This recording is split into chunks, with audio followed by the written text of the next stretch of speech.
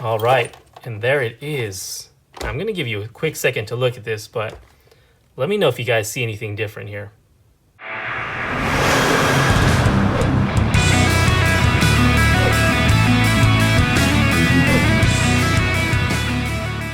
Hey, welcome back to another Purple Bench video. So this is going to be an unboxing of the Arrma Typhon 3S. This is a 1/8 scale buggy based off a 1/10 scale platform. So you get a long wheelbase plastic chassis, you get plastic shock towers, plastic bodied shocks as well, and a whole lot of other plastic as well. There is a little bit of aluminum sprinkled in here and there, but overall this is a plastic buggy. So let's go ahead and get into this unboxing here. And real quick before I open this box up is that Arrma re-released these for 2019 shortly after they dropped their 4S lineup, which of course is the 4S Kraton, which does use this exact same long wheelbase chassis. And then you have the shorter wheelbase chassis from the Granite that is on the Arrma Outcast 4S. And then with these 2019 models, there are a couple little tweaks. And let's get into this unboxing right now so I can show you what's up with that. So let's go ahead and open this box up. I did just cut the tape on the bottom, so this is literally going to be the first time I'm going to be seeing this. And here you go. Oh man, that looks so nice. Wow, look at that thing. Let's go ahead and take this packaging out. So I can get this thing loose. There you go. And here is the buggy itself. Wow, that is looking really good. And let's go ahead and set this aside really quick and just really briefly talk about what you get in the box. All right, so in the box you get your typical 3S manual. This is a really cheap type of paper, just a basic print. And then you do get your breakdown of the actual Typhon itself with a map out of all the parts and the blueprints and things like that. This is also available online as an interactive map, which is really cool, really useful. And then you do get your plastic spacers for your shocks. You do get a plastic multi-tool. All right, so for 2019, with all the new 6S trucks, like the Kraton V4, for instance, and the 4S trucks are coming with the Spectrum STX2. The STX2 is a cheap radio system. Just really quick, we recently got my nephew a ECX Ruckus. 2-wheel drive brushed. It was like 130 bucks at Hobbytown, and it came with the exact same radio. Pretty surprising that you're getting that same exact radio on something that's almost 600 bucks. So let's go ahead and see what's inside this box really quick.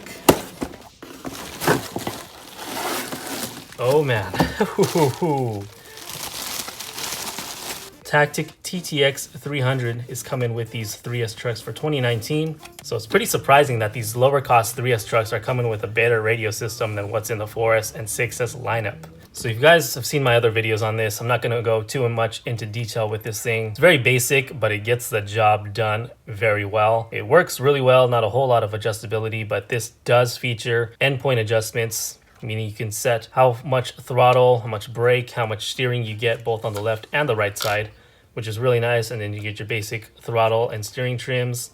You do have steering dual rate. Then on the other side, you get your normal reversing for your steering and throttle. And then of course your power switch, nice red LED on top. A decent wheel, which is foam padded. The STX2 is full plastic and really cheap feeling. This has a nice feel in the hands, but there's the radio. All right, now for the main event. There it is. Arrma Typhon 3S 1/8 scale buggy. That thing is looking good. Let's go and take this plastic off real quick. Woo-wee. Oh man, that is looking really, really sharp. Wow. So with typical Arrma fashion, they do a really, really awesome job with their bodies. Not just the actual shell itself, but the graphics on it. So of course, this design overall is based off the 6S Typhon, the 3S being a little bit narrower, only because the chassis itself is skinnier by design. But other than that, this thing is looking really, really slick. Now, if you take a close look at these logos here, you're gonna notice two that have been swapped out. So these are just kind of random logos, but then you also now see a Horizon Hobby logo and a Spectrum radio system logo there. So like I said, all the new 2019 trucks by Arrma are coming out with the Spectrum radio system. That's pretty much just a Horizon hobby thing. Now, of course, these early 2019s are coming with the Tactic radios, and I'm guessing that Horizon is literally just flushing the rest of these out, getting rid of the rest of the stock that they do have, and then pretty soon these are going to be coming with a Spectrum STX2 radio system, if I'm not mistaken. Other than that, I'm really not seeing anything different or new other than those stickers. So let's go ahead and pop this body off and see what we're working with here. All right, and there it is. I'm gonna give you a quick second to look at this, but let me know if you guys see anything different here. Did you catch it yet? This is it right here. IC5. Now, like I said, Horizon Hobby is pushing these out kind of like a standard on their trucks. The 6S line has these, and now the 3S. And then there's also one added feature here. 2 extra capacitors are installed inside the wiring here, and it's kind of in a surprising spot. So if you're looking at where the body mounts, this is the post right here. That servo is flush, and this is laying like right on top of that. So I've read a lot of guys online plugging their batteries in, leaving it like that, and then trying to push this body on top of those posts. And of course, it's not going to go all the way down because of those capacitors being in the way. So what you really have to do is put this at an angle. So this is more in the center, where of course the body is higher up in the center area. And then you can see how much of an awkward bend this cable has. And over time, that might cause some damage there. Who knows, but something to be aware of, I guess. And then another difference is just how long this cable is. Now, the 2018 models, it ended like right about here. So you're getting an extra like 3 inches or so of wiring. So that's gonna be a lot of slack there, especially with your battery having an extra additional length. This is gonna be sticking up quite a bit, and you pretty much just gotta watch out for it hitting this drive shaft as you're running your truck. You don't want any type of grinding there whatsoever. Other than that, everything else looks identical from the 2018 version. So you have your Velcro battery straps here, which are pretty nice. You do have your battery spacers here, which can be removed if you have a longer battery, or you could even cut them down or sand them down to size as needed. It does feature a nice heatsink here on the motor, which is, by the way, a 3200 kV brushless motor, 4-pole.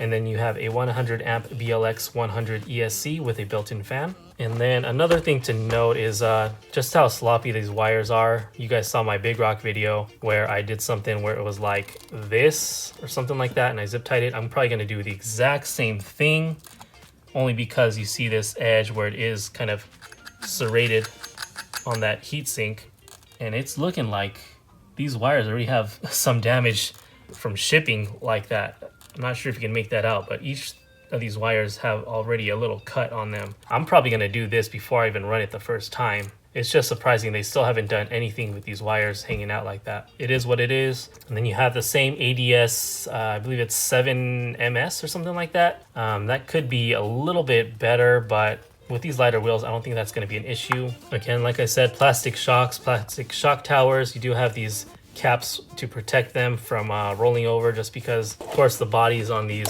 are quite a bit smaller than say a monster truck or a short course truck, so you don't have any type of protection. So there's some added protection there. Of course, this does have the wing.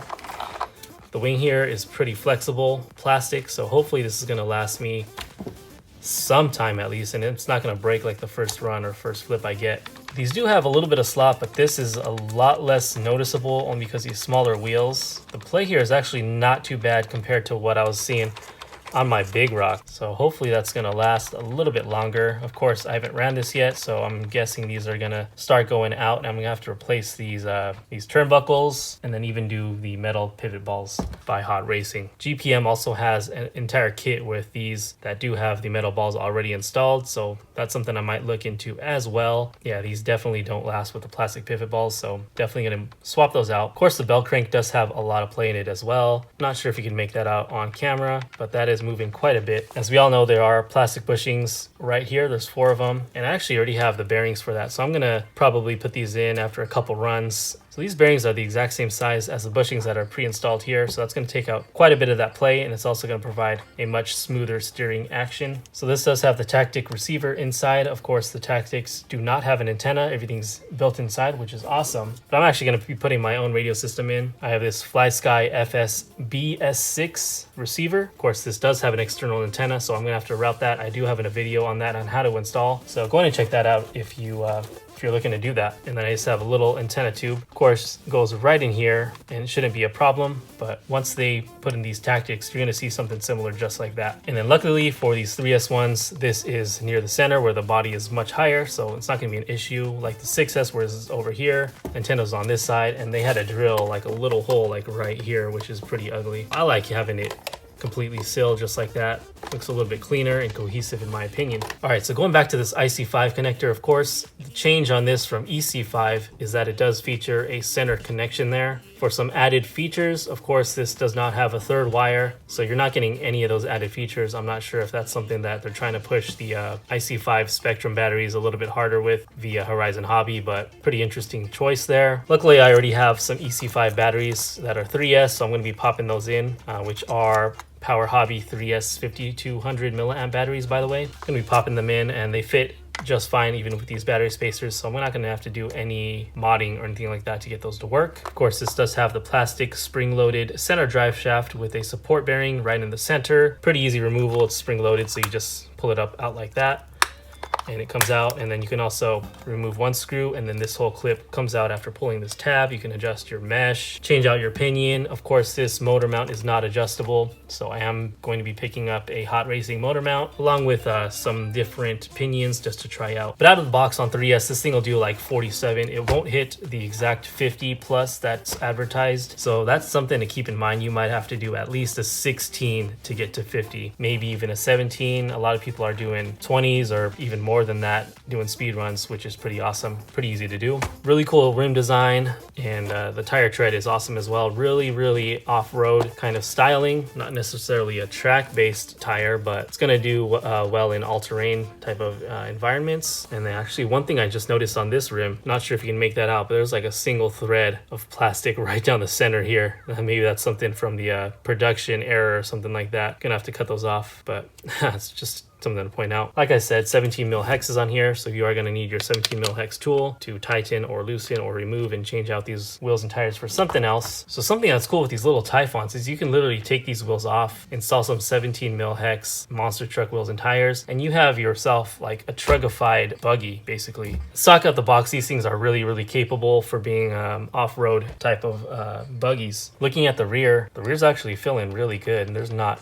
a whole lot of play at all. This is pretty typical. There's a little bit more play here on the left one than the right for some reason. Again, that's probably just a little bit of inconsistencies here with the turnbuckles and the plastic pivot balls. Now I'm actually going to probably add a little bit of a shim between the axle and the wheel itself. So if you can see there's about, I'd say 1 millimeter to 1.5 millimeters of space there where I can add a shim and take out a little bit of that play. Of course, the front bumpers on these do break pretty easily, so I'm going to be going with the T-Bone Racing front bumper. These A-arms, of course, are prone to breaking as well, so I'm going to be putting on the RPM A-arms front and rear. Now, of course, on the 4S line, these things are breaking like toothpicks. I'm hoping that I'm going to have a little bit more luck with this being a much lighter vehicle.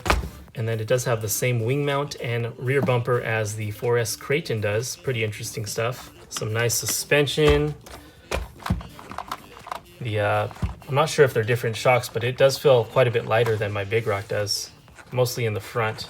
Now I do like these protective caps that come on these shocks, but unfortunately these are not threaded in. So if you're looking to reuse these, you really can't. This is just kind of a press fit type of design. Pretty much went through everything here. You get your typical body posts.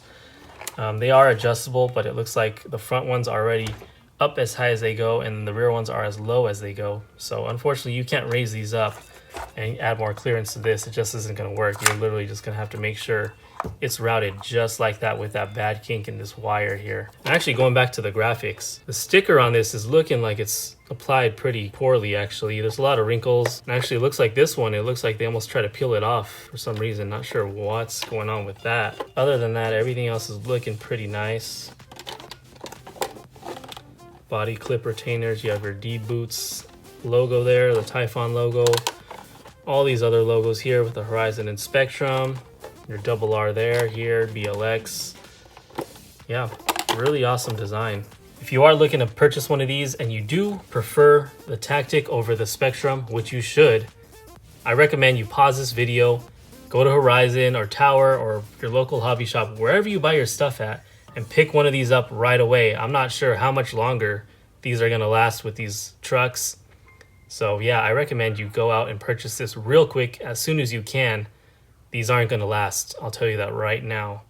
If you're not already, please hit that subscribe button. Go ahead and like or dislike, comment below if you have any comments or questions, and I'll do my best to respond as soon as I can. But once again, guys, this was an unboxing of the Typhon 3S by Arrma. Thanks for watching, and I will see you guys on the next one.